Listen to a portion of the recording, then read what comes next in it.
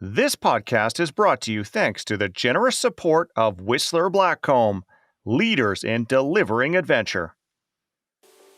And my friend finding me a day and a half later in my own vomit, he took me back to that original hospital where within minutes I was put in an ambulance and rushed to a neurotrauma hospital where I spent the next 4 months in neurointensive care. And my black eye has never reopened. So I lost 70% of my vision because of that. Welcome to Delivering Adventure. This is the podcast that explores what it really takes to share adventure like a pro, with your friends, your family, and as a profession. My name is Chris Capio, and I'm coming to you from Whistler, British Columbia. And I'm Jordy Shepard, recording from Canmore, Alberta. After a lifetime of working extensively in different parts of the adventure guiding industry, Chris and I have teamed up to launch this podcast. In each episode, you will hear top adventure guides, managers, marketers, and athletes share their best stories, advice, and trade secrets. The goal of this podcast is to share how you can take yourself and others farther from the mountains to the office and beyond. When we're delivering or experiencing adventure, we all have to work through adversity at some point. This adversity can come in the form of challenge, danger, discomfort, complexity, injury, pain, self-doubt, physical or cognitive limitations, frustration, and pressure. Sometimes the adversity is too much to deal with on our own, and we need to call for help or rescue. Most of the time, we can work through the challenges either alone or as a team, resulting in learning and a positive outcome. When there is injury, physical, mental, or emotional, it can result in temporary or permanent changes to how we are able to experience adventure. Regardless of the type of adversity or the seriousness of injury, it is often how we work to recover and overcome the challenges that we are facing that defines the outcome of the adventure. It is up to us to decide if we want to continue being adventurous and if we want to, or need to, step back and reassess what adventure is going to look like to us in the near and distant future. Today on the show, Jill Wheatley helps us to explore working through challenges and adversity in our quest to deliver and experience adventure. Following a traumatic brain injury that resulted in life-threatening complications and 70% vision loss, which required 26 months spent between 7 different healthcare facilities in 3 countries, Canadian Jill Wheatley was dropped at Denver International Airport with no direction. The only sign she could see pointed to the mountains. Despite such compromised eyesight, Jill chose to spend 1 year alone with Mother Nature in an attempt to find light on life's trail. Her search led through 13 different massifs, and upon running in the Annapurnas in Nepal, she knew that she wanted to spend more time among Himalayan giants. Essentially, she has gone from being bedridden to a wheelchair, then on to walking, navigating hospital parking lots, to hiking, trail running, mountain running, and skiing before climbing 5, 6, and then 7 8,000-meter peaks, and spending the past 5 years based in Nepal. In a story made for movies, Jill's trail has recently connected to another type of climb when she had a lead fall ice climbing in February 2024, not long after shifting home from the Himalayas to the comforts of Canmore in the Canadian Rockies. With multiple breaks in her leg and ankle, she is committed to a full recovery and getting back to breaking down the stigma associated with brain injury, vision loss, and eating disorders, while encouraging and helping others to get out to do wild things in wild places. Jordy, I find this episode with Jill to be quite timely. Just this last week, I bumped into a colleague of mine who's recovering from a head injury from skiing this past winter. It's hard to know how long their recovery will take. However, seeing them was a reminder that recovering from injury and working to overcome adversity in general can take a lot of energy, mental resiliency, motivation, and patience. I'm really looking forward to hearing what advice Jill has for us. This is the first of 2 episodes that we have with Jill this season. In her next episode, we will discuss how we can help others through adversity.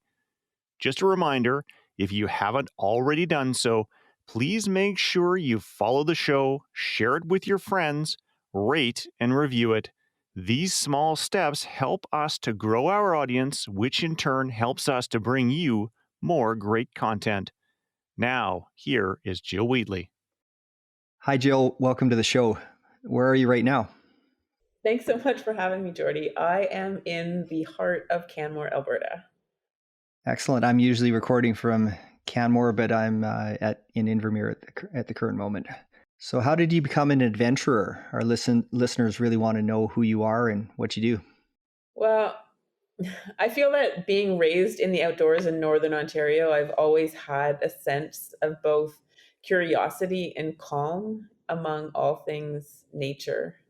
All of my childhood memories are rooted in being outside, camping, biking, rubber boots, jumping in puddles, ski hills, and this. I just think the smell of autumn and running, playing in the leaves in Northern Ontario. I just grew up with a sense of adventure. I was never really strong academically, as the structure of rote learning didn't really suit my learning style. However, take me outside, and I learned far more on the ski hill, training, or on road trips than I ever did in the classroom. Ironic that I went on to become a teacher.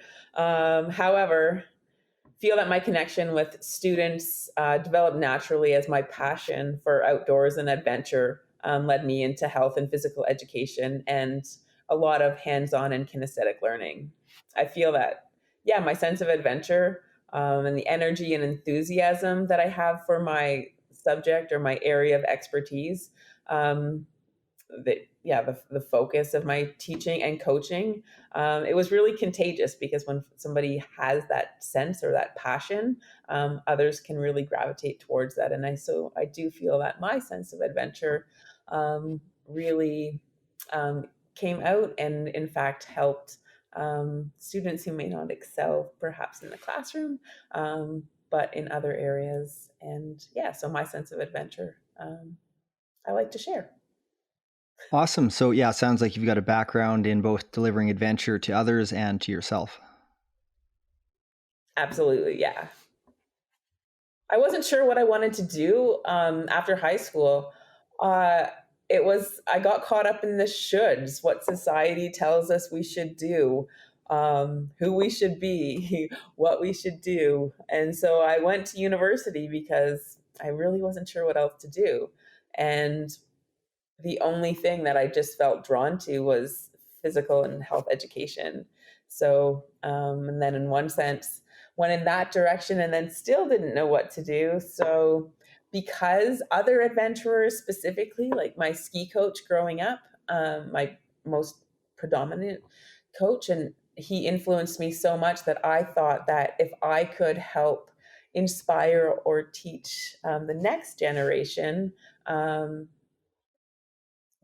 yeah, to share the love for adventure and that the importance or significance of health and physical education in my life, then yeah, I would get a teaching degree, and that's kind of how it happened.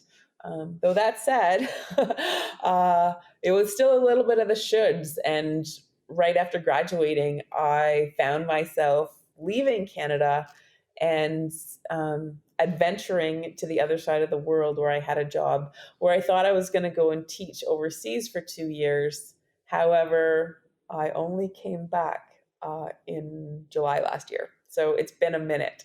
And the adventures have taken me to more than 56 countries and among some of our world's highest and most pristine peaks. Awesome. Well, we'll get into that. Today, we're exploring the topic of how we can work through adversity, challenges, and injury. Can you describe to our listeners the types of adversity that you've experienced? I laugh because there's a list that I'm happy to be here to speak about.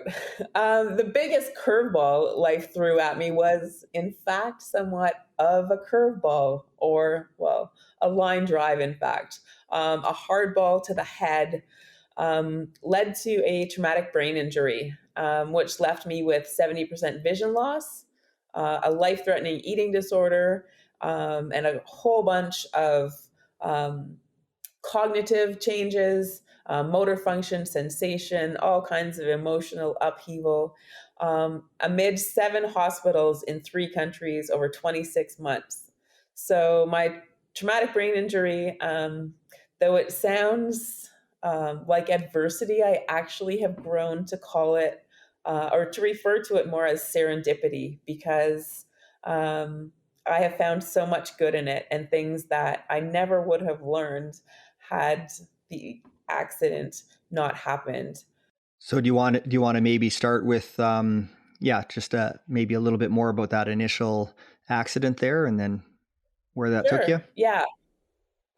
So that accident was actually while I was teaching overseas, just an absolute fluke on a morning that had started just like any other on a Bavarian sports field. So I'm teaching international students just outside of Munich, a 10th grade phys ed class. So these are students from, well, the school had represented more than 50 countries.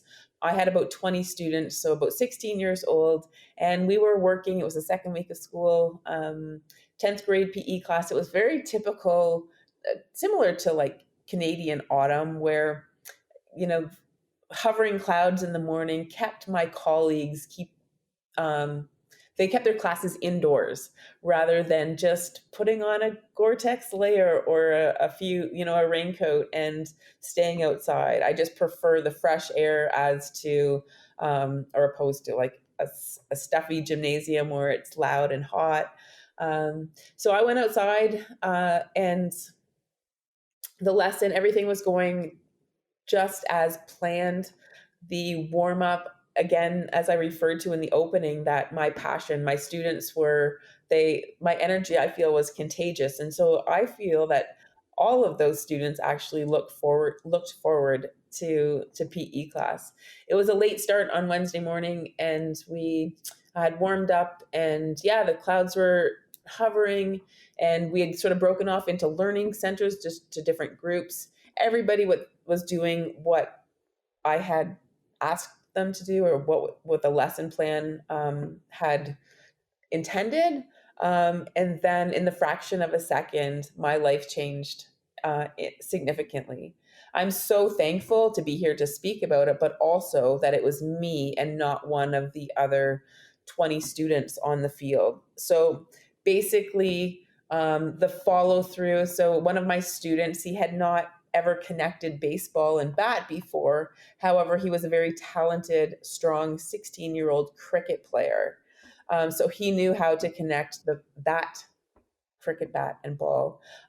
However, the follow through went in the complete, like literally 180 degrees away from where it had intended.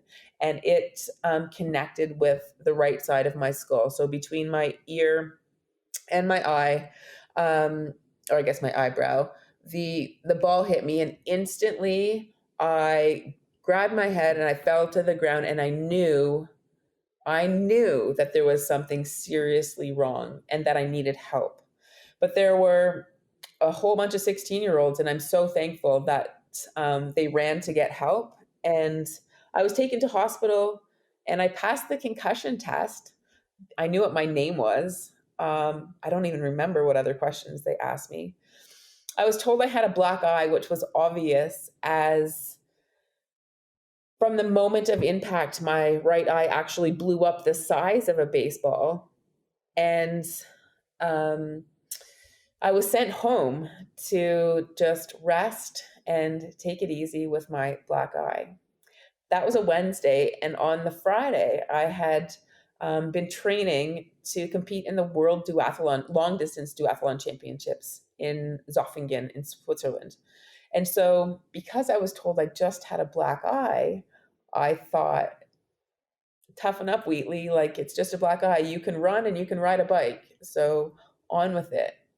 However, that was the beginning of a couple of days in and out of consciousness, and my friend finding me a day and a half later in my own vomit. He, instead of taking me to Switzerland, he took me back to that original hospital where within minutes I was put in an ambulance and rushed to a neurotrauma hospital, where I spent the next 4 months in neurointensive care. Um, and my black eye has never reopened.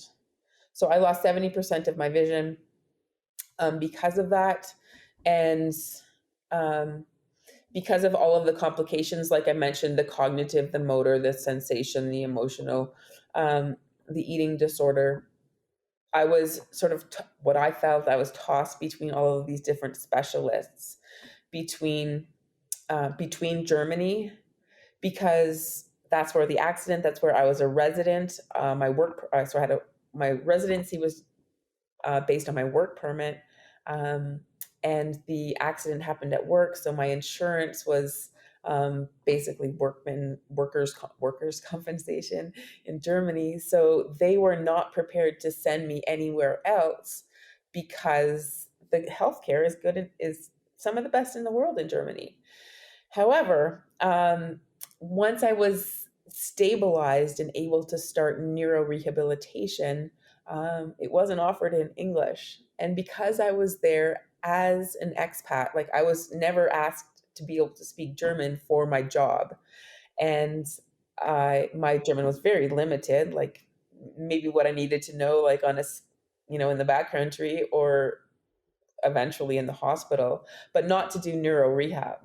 And so despite the fact that the doctors were saying she would be better served to recover from a brain injury in a native English speaking country. The insurance company was not willing to do that until it got so desperate. I was given 3 days to live. I was less than 30 kilos, and my brother was called. He was had been given power of attorney, and basically I they weren't sure if I was going to make it. So my brother was on the next plane. Um, I credit him for, he will never take credit, but he saved my life. He worked with authorities between the insurance company, and the Canadian healthcare system is tricky because I'd given up my Canadian residency because I was living overseas, paying taxes in Switzerland, Germany, Singapore, and Russia, all these different places I had been adventuring in. And so although I still held my passport, I wasn't a resident, I wasn't paying taxes. So I'm not welcome as, in a Canadian hospital, not that I'm not welcome, but I'm not going to be I'm going to be treated as a foreigner. And it just doesn't gel with the insurance situation. So eventually Ryan, my brother, did work something out and got me into a treatment center near his home he lives in Burlington, Ontario.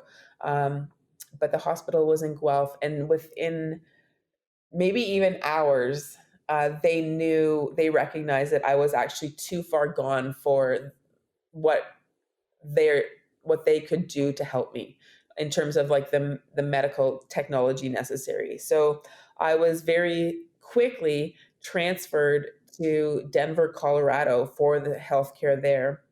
And eventually that's where I turned a corner, got my life back, and spent 7 months with the little eyesight that I do have. I could see to the Rockies, to the Colorado Rockies. I had never even been to Colorado before. All I knew was like Michaela Schifrin and Lindsey Vonn, the skiers from there, and that, yeah, Colorado was known for its mountains. But I could just see from my Denver hospital, and I moved around in hospitals within Denver and treatment centers, but I was just extremely frustrated. And the doctors, they're like, oh, it's going to be another 6 weeks or another 2 months. And I was so angry. Like this cycle of acceptance that people talk about, certainly it was not cyclical at all. Like there was the denial at first, like a brain injury, when I was told that, like, not, I like this only happens in the movies. Um, but I've had, the MRIs every 3 days checking on the bleeding of my brain. Anyway, it just seemed all too much to believe. And so, yeah, there was denial, and then there was anger and resentment, depression. Like, at the time, I would never admit that, but my life changed so significantly. I got into such a dark place because I truly felt that life with a disability was not worth fighting for. When they had actually given me 3 days to live, I did not want them. I did not want to wake up to see another day. I had tubes in my nose, like between medication and feeding, like nutrition. And then I had a GI tube, so gastrointestinal, going right into my intestines to just try to to save me. And I was doing everything to defy, like I was pulling tubes out. I was, it's not even great to talk about, perhaps triggering for some people, but like medication and, yeah, a very impatient patient. And yeah, they had said, if you keep doing this, it's 3 days and you won't be here. And that was okay with me. I really didn't think, because I couldn't see. I had been told, like, my driver's license was taken away, and I am an autonomous adventure athlete, single, living in the Alps. My very typical Subaru with my road bike on one side, my mountain bike on the other side, two pair of skis in the back, snowshoes, anything for an adventure, ready to go. But now I couldn't do that. And so I thought, no, like I'm done. Like, if I can't do the things that are who I am, then no thanks. I'm over it. So Wow. Well, I anyway, guess you one benefit was you didn't have to learn German during rehab for the brain injury with limited vision at the same time. That would have been no, difficult. I learned a few swear words and a little bit of hospital lingo, but that's all, and nothing I Yeah. even really remember now. But yeah, so that was an adventure in itself. I talk about that sort of being the toughest expedition I have ever been on. But I live to tell about it, thanks to the hundreds of hands and hearts that didn't give up on me when I truly gave up on myself. It led, yeah, it led to a trail of discovery. And after those 26 months, I felt so incredibly lost, though relieved, because for so many of those months, I was literally within 1 meter, like a CNA, like a certified nurse's assistant, beside me. Like, I could not do anything by myself, like shit, shower, nothing with a person beside me. And so I was so relieved to get out of hospital for that reason. But at the same time, I didn't have my German residency. My apartment had been given up. I didn't have a driver's license. My car had been sold. I had literally nowhere to go. I'm not a Canadian resident. I was a citizen of nowhere. So I felt so incredibly lost. I'm leaving the hospital with, literally dropped off at the Denver airport in an Uber, with 70% less vision than I, last was outside of a clinical setting. And the only sign that I could see pointed towards mountains. And something within me felt that if I just went and spent time with Mother Nature, that maybe I would find some light on my trail, some kind of direction. And so that was in 2017. And here I was going to do that for 1 year. I mapped out 13 different massifs around the world, avoiding winter, planned it out so that I would never have to navigate through snow, because at that point I thought, considering my vision and my lack of depth perception, that I would in fact never be able to even walk in snow. So 13 mountain ranges, 1 year, and then I'd have life figured out. And that was in 2017. However, I did get through that first year, traveling solo. And when I went through Nepal the first time, I knew that I wanted to go back. the higher the trails I took, I started to basically I went from wheelchair to walking to hiking again, which is what I thought I would do that first year.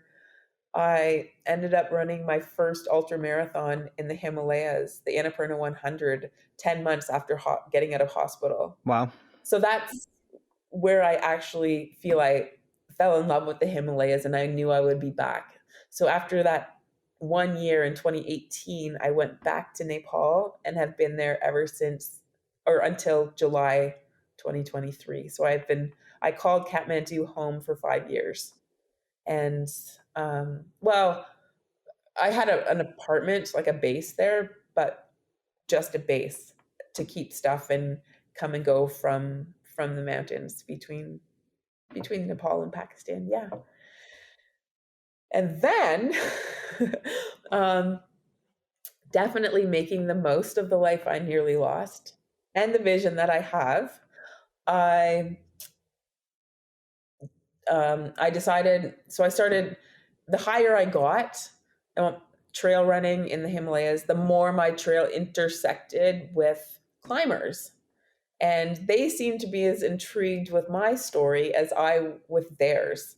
I had not, though I had done a lot of skiing, not like huge, big mountains like the Himalayas. So the more time I spent in Nepal, I was slowly that I started to spend more time climbing than actually trail running. And well, when you start running over 5,000, even 4,000 meters, that running really slows down. So started learning a little bit more about climbing in Nepal, and then got connected with the climbing community.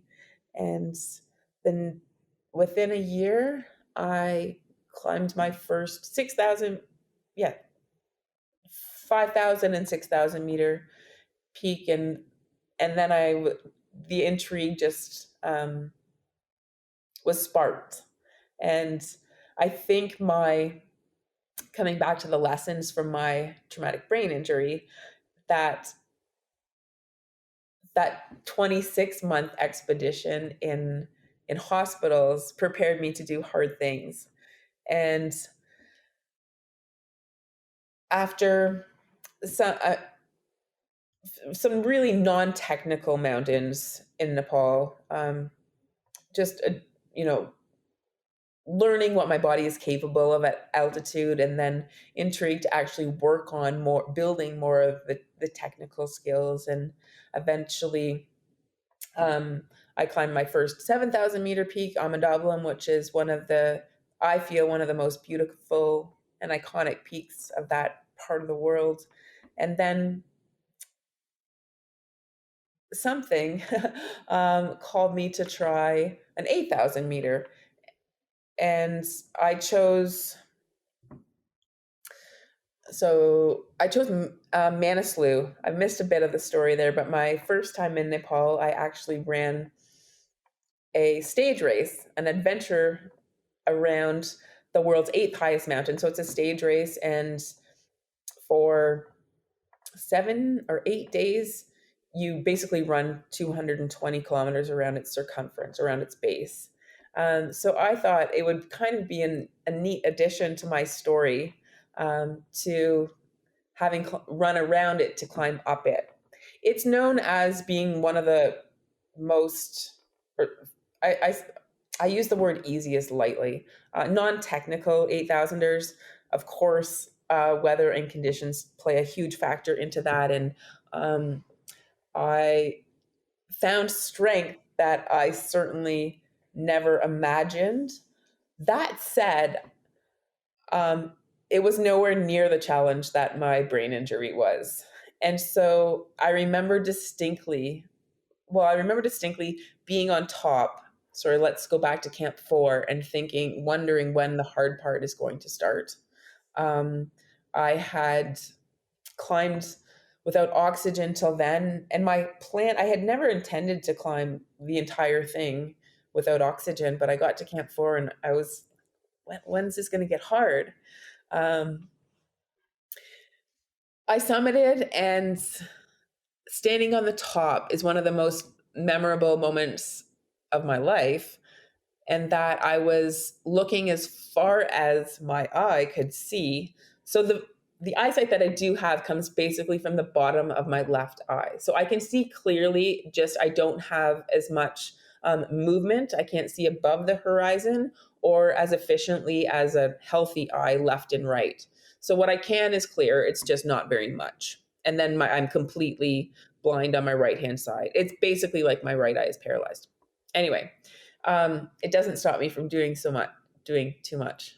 I was Obviously. standing on the top of Manaslu, and all I could think of was those hundreds of hands and hearts. They are the reason I was standing on top of um, the eighth highest mountain, because they didn't give up on me.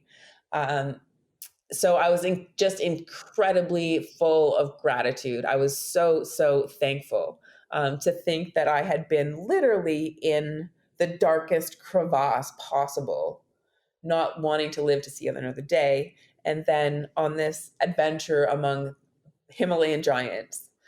And as I descended, the stoke in my smile and the spring in my step, this idea came to me. And I thought, well, there's no way all 14 8,000-meter peaks are going to be this easy, but I'm pretty sure I can do them. So in a split second, I had made up my mind. I was going to climb all 14, and I Vision 8,000. The name came to me like instantly. It just made sense, obviously. Anyway, down I went, and within a couple of weeks, I mapped out the next 2 years, so 2022, 2023. Yes. Yeah, to climb the remaining 13 8,000-meter peaks. And where are you at in that progression now? Well, I've pivoted, but I've actually climbed 7. I've been on 8 Nanga Parbat. We had avalanches that sent us off the mountain safely, not with all our gear, but we all lived to tell about it. So I'm thankful for that. However, I went on so after Manaslu, I climbed Dulagari, Kanchenjunga, Makalu, and then K2, Broad Peak, and then attempted Nanga Parbat. Didn't get Nanga Parbat, but then the last spring season, Annapurna won. So the hardest ones on paper, I've come home and here to talk about. However, the 8,000-meter scene has changed significantly since the September when I decided that I was going to embark on this next adventure. That was September. And 2 months later, in November, a Netflix movie came out that had its focus on the 14 peaks. And with that came an explosion of, I don't want to say necessarily climbers, people, attention to the scene. And with each climb, I found at the beginning, it was like Dulagari, Kanchenjunga, very, very quiet. Like we were the only team on Dulagari. Kanchenjunga, there was a couple. But then as I moved to Pakistan that summer, it was like suddenly there was all this attention and people coming out to climb. And that is not the reason why I chose mountains. So when I left hospital in Denver and decided that I was going to adventure around the world in mountains for a year, it was because I wanted to be away from society. I wanted this serenity of the mountains and time with Mother Nature. I did not intend to be in mountains with people in front of their cameras, their phones, looking for Instagram fame. And I was quickly, extremely turned off by that. I struggled because I had publicly said I'm going to do all 14, and I like to stay true to my word. However, I also, and more importantly, prefer to stay true to my values. And so I chose after Annapurna last year to pivot from that project. I feel that climbing in the Canadian Rockies, a much more intriguing, engaging, where I can do more technical climbing and I can actually go to places where, yeah, there's people but it's different, and I just feel much more motivated and inspired to stay true to my values than and staying authentic than staying in a scene that I don't feel suited for. Like going to climb Everest. Everest was on the list, but it just doesn't appeal to me. I feel that being on a mountain with 500 people with the same goal, plus all of the support crew, it's just not a scene that I want to be part of. So I chose to pivot, and I wasn't sure what I was going to do. I just decided to take a break from Nepal and come to Canmore last July, and within 2 days I knew that this is where I'm supposed to be. So that was an incredible feeling, considering since college, I've basically been traveling or transient, living in a handful of countries, but then traveling, like I said, I think it's around 56, getting close to 60 maybe countries. And this is the first time where I have not wanted to go anywhere. And it's an incredible feeling. The opportunities for backcountry skiing, like for skiing, for ice climbing, which is truly my passion, trail running and rock climbing, everything is here, and it's the first world. I have spent more than 5 years now in living in the third world, which was incredible. I really love the simplicities and the adventure that happens when resources are very different, limited, unknown. But I just felt that what was missing, I didn't realize until I came to Canmore, and that is connection and community. And when I say connection, I mean, I've spent a lot of time really being a local in Nepal, and that my friends were all locals. I didn't spend much time like with foreigners or tourists there. But a lot of the conversations that I had, most of the conversations were, how many tents do we need to pack? How many stoves? What kind of food do we need? But not engaging, meaningful conversation. And I didn't realize how much I was missing that until I came to Canmore. And the community here, I just feel incredibly comfortable and welcome in. So, yeah, within 2 days, I decided that I'm going to stay. I do still have my place in Kathmandu, but I don't see myself heading back there. Well, considering what's happened 12 weeks ago tomorrow, I will not be going anywhere anytime soon. As we're coming back to your question about adversity. Yeah, let's get into where you're at right now and your latest challenge. On February 15th, just like on that September 3rd, a day that began just like any other, changed in an instant. So, Spray Falls, which is just outside of Banff, I was climbing. It's a multi-pitch climb, the fourth pitch, and I'd actually climbed it a few weeks earlier with the same friend, and we didn't climb the last pitch last time, which not many people do. It's the last pitch is a WI5. Time was the days are short. We got off, but this time, second time, we decided to go back and absolutely finish it, go to the top, make our way to the ridge line, and then go over to the top of the gondola, have coffee, and go down. However, I led the idea was that I would lead the first two pitches, Jonathan would lead the next two pitches, and after the third pitch, which is a 5, the day was going seamlessly, somewhat like a fairy tale. And he said, "Why don't you lead the last one? Like, it's WI3, we're almost done. He's like, then you can say like you did 3/4 of it.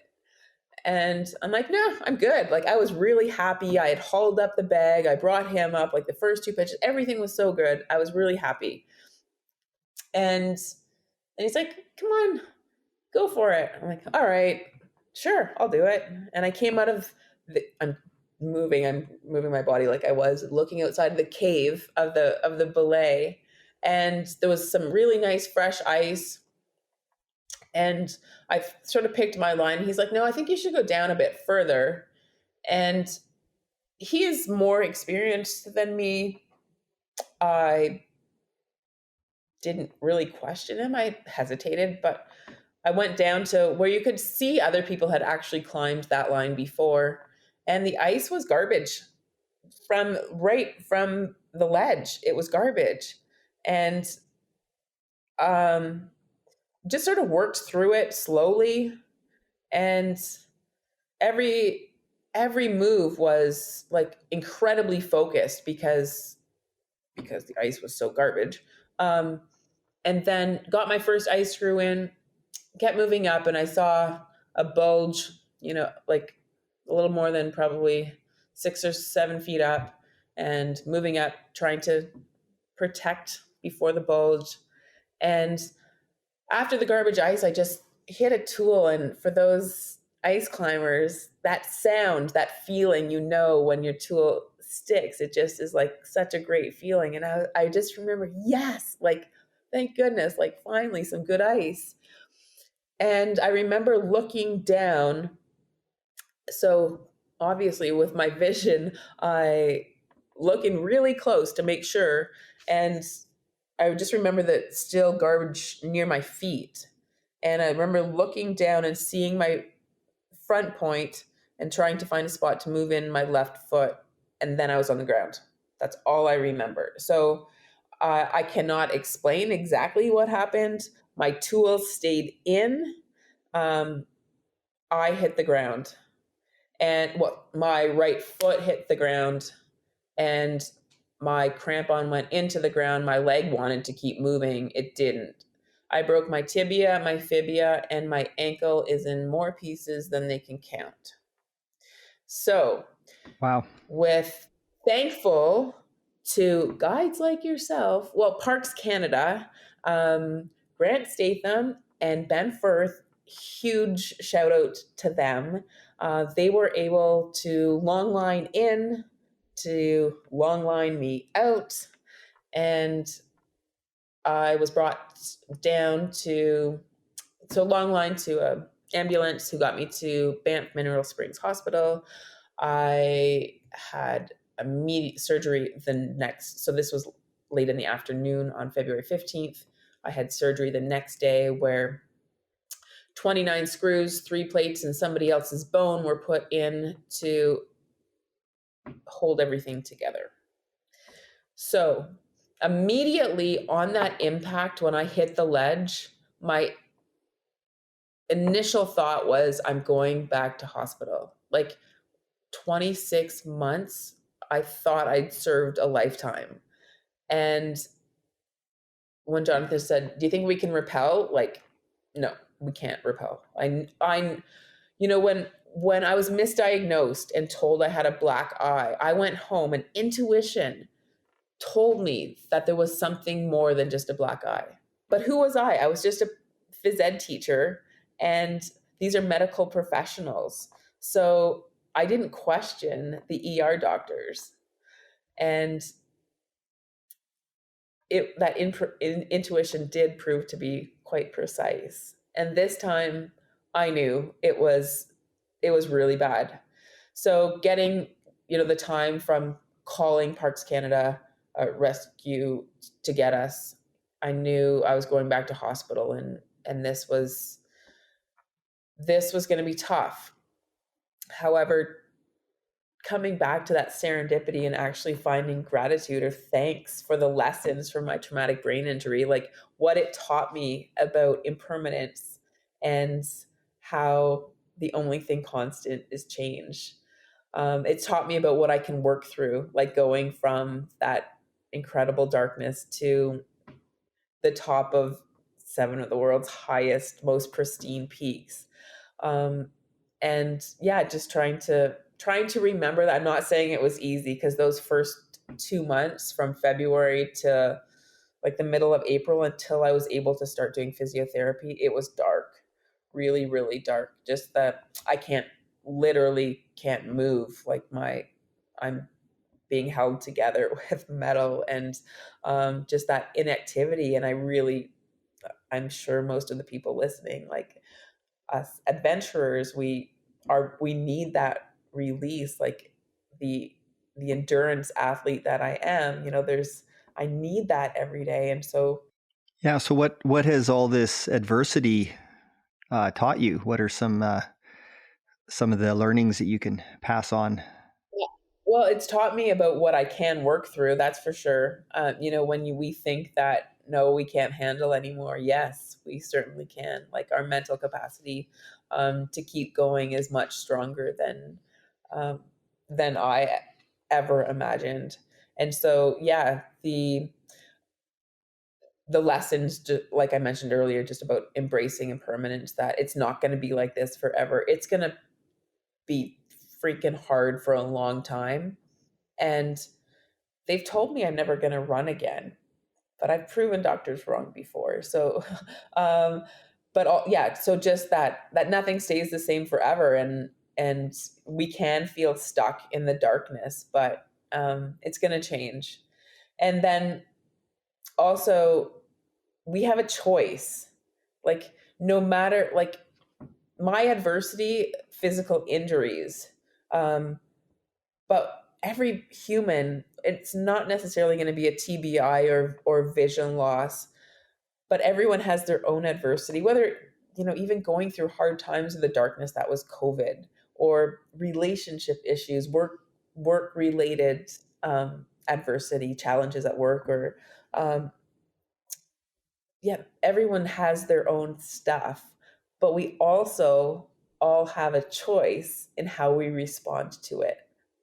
So I feel it took me a long time to really learn that. Of course, it sounds somewhat obvious, but I could have chosen, after getting out of hospital in Denver, to go to my parents' basement and just like bury myself in the darkness. But I certainly am thankful for the strength I found to choose to do something, because at that point, I got healthy enough to want to get better. It's easy when we're stuck in adversity or stuck in dark times to not want help, to think that, it's not going to get better, but we do have a choice. And so in the last few months, that has been a significant part, I feel, of my recovery. And the reason my physiotherapist yesterday told me that I'm freaking crushing it, because I've made a choice to, like, I'm fully committed to getting myself back in the mountains, because I know that I am at my best and I'm better to other people when I'm back in the mountains. So I'm doing everything I can to get myself, my foot, my leg, my ankle, my body healthy, because for I don't think it's just me, but the balance between physical and mental health is so incredibly connected. And yeah, so just trying to balance those out. Yeah, well, I've been following you So on social media, and it appears even while injured here, you are getting more done in a day than a lot of people do that are uninjured. So good on you. Have there been any groups or resources that you can recommend that have helped you out through these various incidents? I think, like, the obvious would just come to mind now. I would say, like, if you'd have any physical injuries that you need help with and you're around Canmore, I cannot recommend Jacob, my physiotherapist, and Banff Sports Medicine enough. The just so invested in my recovery. Like, I just feel like I have a team behind me from the time I was rescued. But also other tools that I've really tapped into. Um, I guess for me, they're resources that I have grown to rely on throughout. from injury number one, and that is my own meditation. While I was in Nepal the first time, I was introduced to Vipassana. It's a type of medication, or not meditation,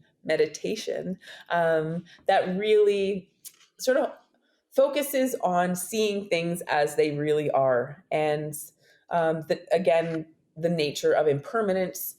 So that is a practice that I have found has really helped me throughout, well, from recovery number one to where I am today. But also with that, so meditation, journaling, I find stretching and yoga, like I'm just thinking, I'm looking at my yoga mat. My morning routine is I start right away with yoga and meditation, and then I journal. So those aren't necessarily resources specifically, but those are tools that I use. I also strongly recommend, if anyone has access to wilderness therapy or therapy in general. Wilderness therapy is not something that was actually offered to me, but now that I've seen it becoming more popular, if anyone has the opportunity, that would definitely be my jam.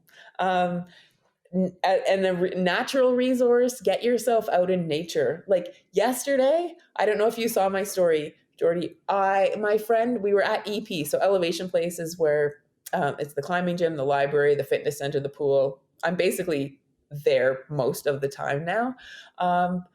And my friend we were leaving, and he said, "Do you want to go for a drive?"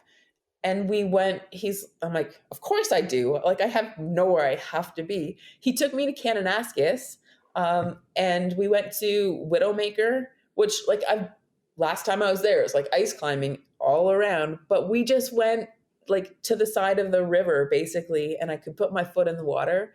Like, just being in nature.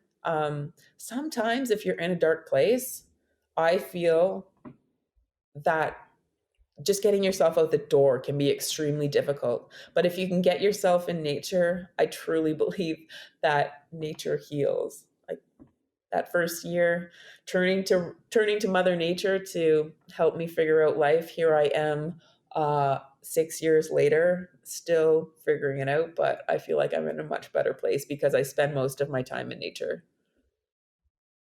Also, a resource, I think, just connection. Like, it's so easy when we're in a dark space to isolate. Sorry, for me, like those first 2 months, turn off my phone. I don't want to talk to anybody. I'm frustrated, angry, maybe. But with connection to other humans, like I feel that can like ignite a light really quickly. And although it's hard, just being vulnerable is so valuable. Well, thanks so much for being on the show, Jill, and for sharing your stories. And we are going to we'll cap it here for this episode, but we are going to have you back on the show for another episode because you do have so much to say that's our listeners will be interested in. If you would like to learn more about Jill, please check out her website, mountainsofmymind.com. We will also post links to all of her social media feeds in the show notes. As mentioned, we'll have one more episode with Jill coming up later this season. Her second episode will focus on specific strategies that we can use to help each other through adversity. Chris, what stood out to you from this conversation? Well, Jordy, that was a crazy story for sure, and we definitely wish Jill a speedy recovery. As I listened, a couple of thoughts on how to deal with injury came to mind. First off, keep perspective. Jill made a great point that whatever situation you're in, it won't last forever, even though in the moment it might start to feel like it. This is really important to remember when we are dealing with an injury that has negatively impacted our ability to enjoy life to the point where we start to wonder if we will ever get back to the way things were. Set goals. This was another great point from Jill. Setting goals can help to give us something to work towards. I always find that being solution-oriented and forward-thinking is much healthier than focusing on the negative. In Jill's case, She set the goal of climbing all of the 8,000-meter peaks on the planet as a motivator. It's fair to say that the rest of us can get away with setting more moderate goals and still reap the same benefits. Get out into nature. This was another point from Jill. When it comes to dealing with injuries, there are a number of benefits to going into nature over staying home on the couch. First, getting yourself moving takes your mind off any pain you might be feeling. Second, moving around is always better for your body. They used to say that if you had a back injury, you should stay in bed. We now know that is one of the worst things you can do. Third, just being in nature is fantastic for our mental health. The next point was to avoid becoming a hermit. Connecting with others is really important.